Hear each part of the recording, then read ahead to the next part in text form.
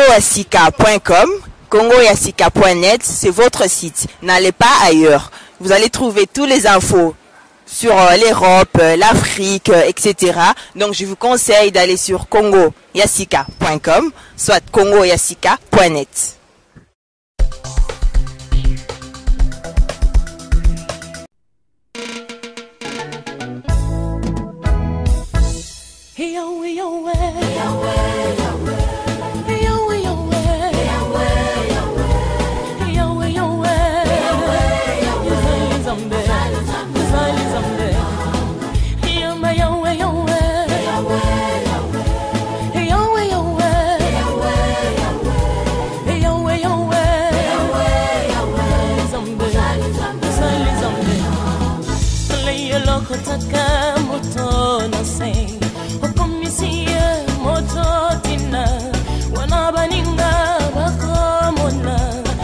Kumisa kambana yo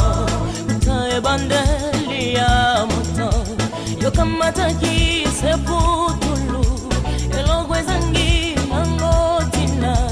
yango salela ki moto elingi kolo baseboye elogwe zangi mango tina epaina yo ezana tina boyo zaliza mbena mamo yambange yawe yawe musicoli nanga yawe alali bala. Bonjour, bonsoir chers internautes de Congoyasika, votre chaîne de télévision sur internet. Vous allez demander où encore est passé Maurice Okoulou, Maurice Premier comme vous m'appelez. Maurice Premier est bel et bien ici à Finlande. Dans votre émission Le Buste chrétien, nous sommes en train de chercher des pasteurs dans la diaspora congolaise, le pasteur qui émerge partout où il y a la diaspora congolaise. Et on nous a appris qu'ici à Finlande, il y a un pasteur qu'on appelle pasteur Eugène. Et c'est ce pasteur, c'est lui qui prêche dans cette grande église ici à Finlande. Et sans plus tarder, nous allons le découvrir. Bonsoir, pasteur. Bonsoir, bien-aimé. Bien, pasteur, nous sommes Congoyasika, comme nous disons, tous à Congoyasika. Tout le monde, moi, kasi pauvrement, tout bayoka biso, tous allons Congoyasika. Nous sommes allés Koluka, ba Congolais, Koluka, bande konabiso, oh baza ko sala makambo minene. Surtout na oetali bonzambe po toyeba ezandenge nini po ete bandeko mususu bapambolama na nzela ya media na sima musala na bango. Pasteur awa toza wapi? Siko awa toza na kati église ya Salem, donc la plus grande église pentecôtiste ya Finlande. Eza na kati ya ville ya Helsinki awa na Finlande. Toza na ville ya toza na kati église ya Salem. Pasteur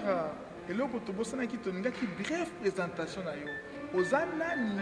et puis vision na yo eza nini na kati na mosala na Nzambe. Mpona kose présenter na botami na Kinshasa, papa na ngai Emile Mokulu, maman na ngai Ndaru Siloni auta kotika biso kala mingi te. Par la grâce de Dieu, Nzamba permetaka na kende kosala étude na ngai na niveau ya Belgique, nasali science économique kuna na 82 na sisaki nazongaki na mboka na biso na Congo po idée ezalaki vraiment ya kozonga mpona kosunga mboka na biso. Mais ntango nakomi kuna omoni na vite oyaki nango ya badésordre banini vraiment nakutaki na basurprise vraiment oyo ya mabe. Donc namonaki pasi mingi ntango nazongaki po te naza kozwa mosala te nasouffrir donc na mikotisaki na vie ya bakwiti bavie ya basigarete bavie ya désordre bavivement ya désordre wana uti poto wana na uti poto nazongi biso toviva mpena babengaka ke ndenge balobaka o belgique azongi akatana donc bato bazoseka ozaki tika étudiant mais étudiant mais bato bazoseka na balabala tosa banini bo par la grâce de Dieu naye kokutana mwana moka mwasi ayaka kotala ngai atenga sango malamu ameminga na nzela ya Nzambe lelo wana na ba groupe de prière na ba fin 83 ameminga na groupe de prière moko na Busumelo na Kasavubu na sima église catholique ya Christ Roi amemainga kuna place pe na dokuta na bandeko ba Vox Day ba Kabongo banzaki mwena ba bien bien biso atika biso Wilingonda nakuta kuna na ba passer Coutinho tout ça banene vraiment to pasaka tamoka bien après cela na bandi pe kokola malembe par la grâce de Dieu na eko banda enseignement biblique na tangi na ndenge Allemagne par correspondance na eko 6 ba pour na 86 en tant qu'évangéliste mais na travaillé par correspondance wana na Congo mais na groupe de prière tozala ki baza organiser ba enseignement campus pour Christ Royal Ligue pour la lecture de la Bible tout ça ba enseignement za ko fuseyak c'est exactement na lemba donc vraiment to passer ki ba temps mingi ko yekola ba affermissement ko tanga ba séminaire tout ça pote to ka kokola mais loko ezaki pena avantageux pasteur na biso Kasongo azalaki vraiment un bon pasteur chaque fois ko biso na niveau ya mama yebo tous les 2 jours donc le mama yebo ko prêcher parole bata malade ba ko sa ko te sa malamu pe ko bon rapport malade vraiment nzamba salaki ya mingi loko ne pesanga conviction na solo ke na courage ke vraiment nzambe maloba lobela biso eza maloba pena o esala ka pena kitango yo imposer maboko lokola mbutu pe muta ko bikisama omona una misu omona una misu pena bonga mona zo lancer ba défi na mama yebo en tout cas na ibaka na mona qui na konjima est-ce que onction wana ezaka kati lelo oya bonde lobanzamba bongo c'est la passe biso ça na passe ndenge tango so bonde la pona ko luka lobiko ibine force wana ezalaka est-ce que onction wana na poto ndenge oza à l'aise ndenge oza quand même moi moki ya kolia moi nyose mona na est-ce que vraiment onction les continuer fonction wana ezali kaka parce que nako pesa même témoignage de 2 semaines passées na côté en église ya banglophone na Lighthouse ndeko mona bondela pona ça fait 4 ans passés irakien auti ko bon un musulman auto bon na sika aye azaki na cancer azaki na suki na mutute lo mama na mema liboso nanga na bondela pona ye mais 2 semaines passées na moni aye ko yambanga abiozo ibanga sunobi nazo ibosu bien te ay mais yim to prière pona ngato ibisu nazaka na cancer image ngezongeli ngame kende abina kende ko yebisa na monde entier nzambe oya yo nzambe oya yo azali capable bikisa ngana biki na cancer so kutatie tembe abenga ngai ngamo ko na yebisa soki to se prépare ki metoluki mais to koya lisusu pasteur to koya mais pasteur tozongi moi sima mokie ozwaki grâce ya kotanga na poto depuis ba 82 depuis 76 depuis 76 aussi si classe na 82 osali science économique science économique aussi ça on a 82 pour l'année otikala kité bon na kwa ko tikala ko papa nanga avana na Belgique na bandeko na nyoso na kuna mais nazonga kanga moko amour ya pays na salisa ko c'est souci na ngeza la ke nyongo yo biso tozana parce que biso tangi classe to futa mbongo te na Congo ozomona tozanga gratuite na Congo ezaka gratuite kala tango na biso ngai botem ne pour colonial tango na biso ezaka ofele donc ça dit nyongo wana na mona ke pays na ngai ekozonga sima te feke liboso yanga chaque fois na souci ko kende kuna pona ko apporter moi brique na ngai moke afeke Congo ke liboso amen tozongi moi moke pour tozui ozana musala ozana préparation préparer te ko yamba biso Congo est ka ko luka to préparer loko te to bimika ka bon pour te ba vérité pour te monter loko moko te mosali na nzambe na to mono l'église monene pentecôtiste awa na kati na mboka ya Finlande na capitale ya Helsinki osali nini nokoma milia ba mindele boye poza na bango osali nini moni ngolu ya nzambe mutu mwa ko telemina mwa zati pourtant to komi na ba 90 to komi na kata mboka ona kata ba 90 na yeba mboka liboso na vandaka ezali na ville Kovo alors to kende église mbala liboso tant to bato bazo sambela na suka to telemi to bani ko prier pasteur wana yebanga te na lobaka langa mboko te ko awa balbaka finwa pasteur wana telema abenganga na prier pour na bato sans ka yebanga donc azo reconnaître que azana loko mo azana loko à partir wana na komenda contact mingi ya mindele parce que tant on a commencé depuis 90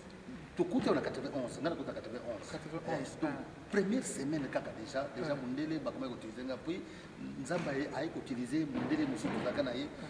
na mboka siri nyarvi ay ko talanga no nzamba lobeli nga user frère na ngai na limito tambola felani mo bopona kotea sambala donc na 92 to tambola felani mo bato sala 87 campagnes d'évangélisation 87 campagnes d'évangélisation et puis na mona bato babikisama mundele sali babikisama hasta vision les anini parce que nzamba apesaka moto na moto provision apesaka moto na moto vision ya yo vomeza nini po bana na nzambe ba pambola mananzela ya mapambolo nzambe apesa vision no vomeza nini obi tango tokomi na mboko oyo nazaka na posa ovanda na mboko te pour souci na ngeza leki papa na ngaza belge na kena na Belgique mais namona eloko moko esalama tango nakomi naza na gare centrale namoni ba policier mibale bazobwaka moto na kati ya camionnette oya bango alors nayoka voix ya nzambe elobeli te natuni mwasi oyo tozalaki na ye natuni eloko lino habite moto aza solar kokipe ete ameni masanga na alangwe alors nayoka voix ya nzambe elobelanga me yo ozalaki na même problème ozalaki solar nga nzambe na kangola yo ntina na tindi yo na mboka oyo yango wana kende te ya bato oyo sambela mpona bango baoyo bazalaki na problème oyo alcool bazala libéré parce que Finlande eza na grand problème ya alcool surtout mpona bana mibali eza na grand problème ya alcool donc awa melaka mingi bamelaka masanga mingi à cause ya pio mpe à cause ya baza isolé baza mingi omoni bamelaka vie moko individualisme eza mingi kati na bango yango nomoni mosala kosala mingi yango wana régulièrement nakende écouter ya epai ya mindele lokola di vendredi ou la semaine prochaine naza na prédication epai ya mindele nako se préparer vendredi la semaine prochaine nako te na église moka mindele na one way mission ok donc dès que yo komaki awa de lokola déjà ozalaki déjà est-ce que nana okomisaki au pasteur ozwaki ngo na Congo awa kaka bi automatique kaka baye ngai osali baformation ebele wana toye bango osali baformation ebele na Congo wana vraiment osali baformation na correspondance osali baformation na bapaster bovandi mais siko kolatisa yo kokoma pasteur nzambe aza na makambo na ye ndenge asalelaka ntango nabimi na Congo nazali deja évangéliste ntango nabimi partout naotambola lokola tonayaki na nzela ozali mpe deja formation ezalaki nango deja naye kokoma na mboka ya Cameroun nakoma na Cameroun mpona na voyager toujours koluka nzela nazonga nanga na poto voilà mais qu'est-ce qui s'est passé 4 jours après namona mama moko boye mama Kapinga ozali nayebaki ete aye place tozalaki azotuna nani ngo komona Eugène awa nakatalemela mama aza Cameroun ezobena nanga azotuna ngabo ngabino ntango navandi ti biso tokotala nango toki 6 tovandaki na bino eza ngai mama wana asimbanga na lipeka tobimi libanda alobi na ngai ke ngai ndenge naza boye nayaki na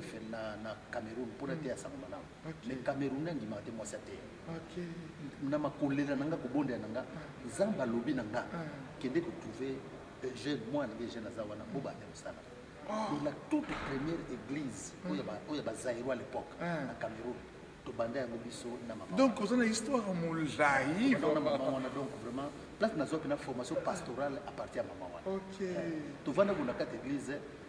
mwana moko ya mwasi atelema abandi koprophétiser ke Eugène ngai makambo tozosali awa na kati ya mboka oyo lokolo respectaki ngai ngai na kokomisa yo un des grands pasteurs na kati ya Europe ntango kovoyage okozwa badifficulté me kobanga te wana prophétie ntango prophétie ne biyimba moko pasteur Jean Willy Tako asalaki wana abinanga fukama mbala moko abondi mpona ngai na maladement soki okovoyage kende ataki pasi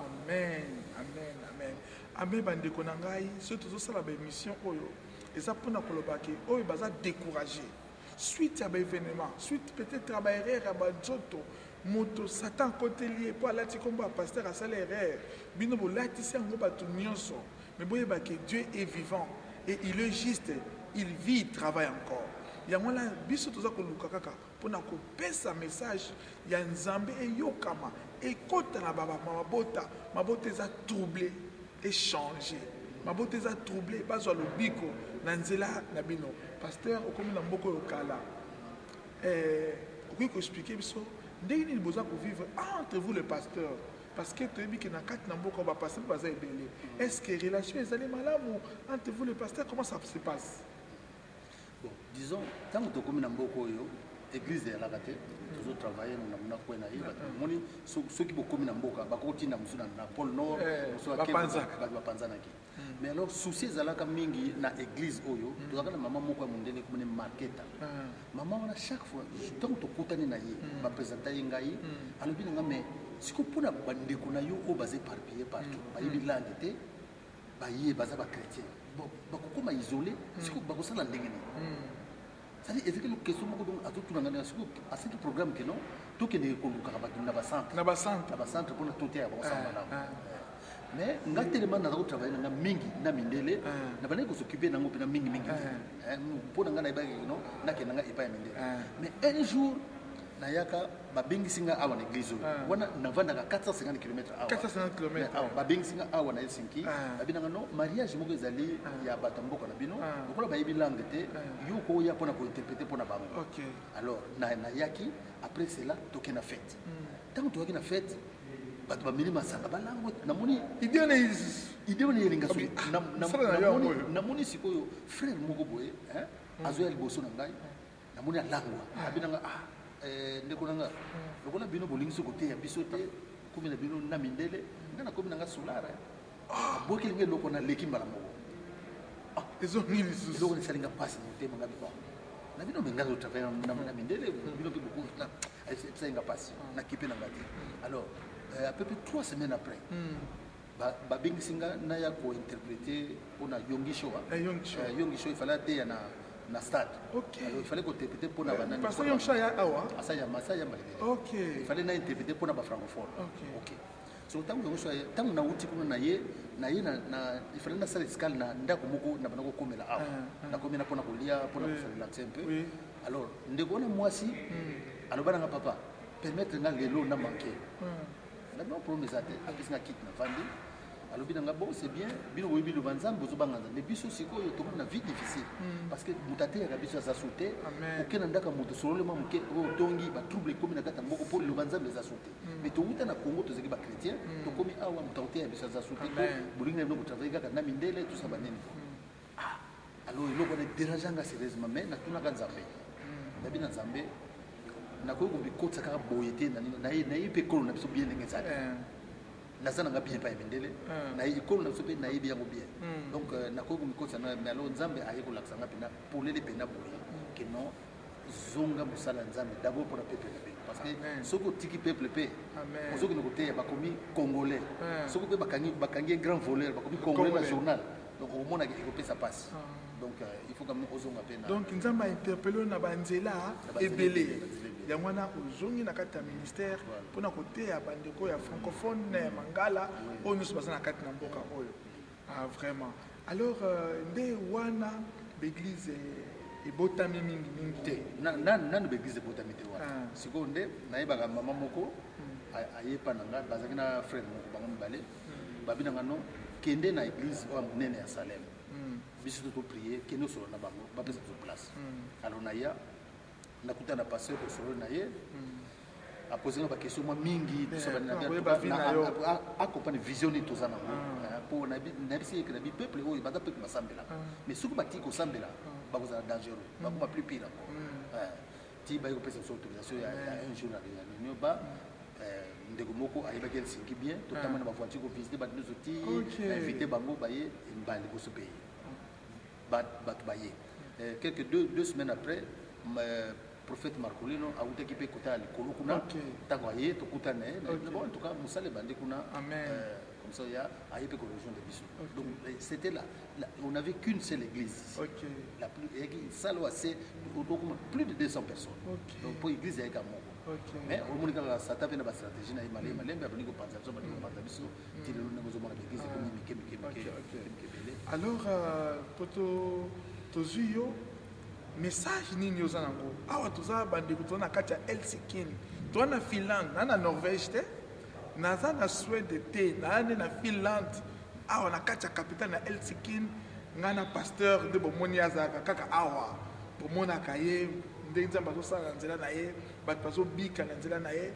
na message de Dieu transformation kala mingi te bongwandola na radio Congo ya sika mpona mateya piste chrétienne donc mateya oyo bateya na bandako bato nyonso bavandi na ndako avalala azoyoka yango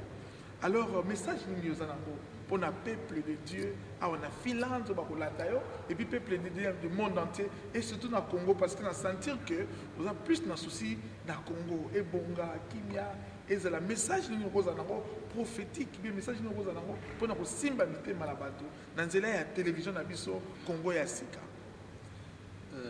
bien aimé, question Tuninga est une question très très très profonde. Pour nous d'abord répondre à la question, nous allons répondre beaucoup à Congo. Oui, bien, ça 7 voyages l'année passée. 7 voyages. 7 voyages. Nous avons Congo 7 fois. Nous avons genre de vie que nous avons mené, ils ont pu s'en passer. Mais nous avons vraiment retourné en Zambie et j'ai compris ce qui se passe là-bas. C'est-à-dire le système que nous avons chez nous au pays, le système il y a quoi pauvrir les gens. Parce que ceux qui battent comme pauvres, on peut manipuler. Moi, je suis un chrétien, je suis un papa. Je suis un examen. Je suis un test, je suis un je suis un signé contrat. Je rempli le formulaire, je signé. Je suis un deuxième papier. Formulaire, je suis remplir. Je suis pris de temps, je me rends compte que où ils ont engagement dans loge. C'est vrai. Est-ce que qu'est-ce que vous pouvez faire pour nous ça? Christ a tellement moqué na kata mboko que ba loge comme dominer biso. Donc misala ya ba chrétien ezate. Donc compagnie na ko kende que nos chrétiens ont dirigé musala ba ezate. Mundela alobine nini? Abimba c'est un difficile te loko so remplir za oyo. To boloka musabi muketia makila likolo. Tiaka makila ngamuko na ko remplir. Donc il y a des personnes qui passent dans des niveaux impossibles. C'est-à-dire bateau dominer le Congo dans des niveaux impossibles. Comme il faut diriger presque au moins dans la banque. Ce qu'on a dit, témoignage partout. Mais où sont maintenant les chrétiens? Pour force na biso outil na unité. Force na biso outil na unité. Alors tant que nous unis, Christ a zakati na biso. Molimo centre zakati na biso. Au moment était nous sommes victorieux dans le domaine. Parce que la Bible déclare qu'avec Jésus, nous ferons des exploits. Alors, ceux qui m'explosent au monde, tout corriger marche dans l'histoire. Tout ça, c'est une unité. C'est-à-dire que la rivalité, ils ont foutu à l'autre côté. Ils ont foutu à l'autre côté. Tous ont sa unité afin que tout le monde récupérer le domaine mingi oyo to perdaki na katamboka na biso. En ce qui concerne Awa Nakate Siki, c'est presque la même chose. Tout le monde a divisé. Moi, on est à 3 maintenant. Tous on a Pasteur Blanchard, Pasteur Kazadi, tous travaillent ensemble. Mais l'église mingi d'ailleurs, même pas en contact. Mais message en gros, vraiment belle là. On a quand même doyen. Il faut qu'on reconnaisse en gros. Il faut qu'on dise qu'on a tant que père. Message en gros, biso qu'on a na Norvège. Bah problème les alaki. Mais bah pasteur bah télé balbité. Tout ça là, nani communauté pastorale. Tout qu'on a une fois dans 3 mois. Tout solo là, tout ça bateau. Mais tout solo là. Message en gros, occasion en gros ya Congo sika et pesa melio belela bakoyoka. Moi structure kokutana bo solo là. Et la question que mutambo église na mais bon ça quand même vous ça dans Nzambe, il faut mon là. Occasion en gros ya pesa melio pasteur Eugène. Local boso na ngana boso ko senga pardon na peuple ya Nzambe o eza na kati ya mboka Finlande parce que tout ça li bango mabemi. Au moins source lokona un peu pour na au comprendre très bien. L'église presque nous c'est na Finlande et bimi kaka awa ipana biso. Alors tant batu babimi bazana tendance lokola ki bakomi ba ennemi na biso. Alors loko wana yango ne muté kotiti na kata bandimi okomona ke okutana paye boyambani okutana chrétien bolekani. Et qui passe mais yango na moni na koluka pena ko senga bolimbi sipena et pas peuple ya Nzambe parce que peuple Nzambe comprendre que non il n'est pas trop tard. Il n'est pas trop tard. Donc possibilité ezali que d'abord ko bandana eloko lobiao pour ça moi ni moko conclave moko pona kutana kaka solo la prier ta une fois et ça là nga parce que non j'ai fait partie na comité ya anglophone to kutana kuna to intéressé ngana za francophone mais na za siko na anglophone pourquoi pas na bande na biso donc il faut tout bon de ensemble afin que vraiment Nguya Nzambe ils ont kati na biso amen tous en contact on a passé nous sommes uta kuna ayi prêcher kuna OK vraiment merci beaucoup pasteur Eugène Tokomi na suka pour tous yeux vraiment qui na kati ya préparation ma bondeli et puis aucun de prêcher vendredi alors bande kona biso ndebo monyola pasteur Eugène pour qui historique na ndenga banda bimi de néante abandi quelque part nzambe apamboli ti akomi na mboka oyo azo expliquer unité asengi unité bolimbisa bapasteur baza bato lokola bino mais na kati na loba ya nzambe tozosenga bolingo nde eleka nyonso nzambe apambola bino oyo baza na place ya kobondela te bocontacte bapasteur partout ozali oza kuna na mame contacte pasteur aza proche na yo oza wapi nyonso wana kaka mpona ete unité ezonga bolingo ezonga parce que libana na nzambe eza kufa libana na nzambe eza ignorance na kati na nzambe nde lumière ezali na nzela ya Congo ya sika na kati na Finlande nde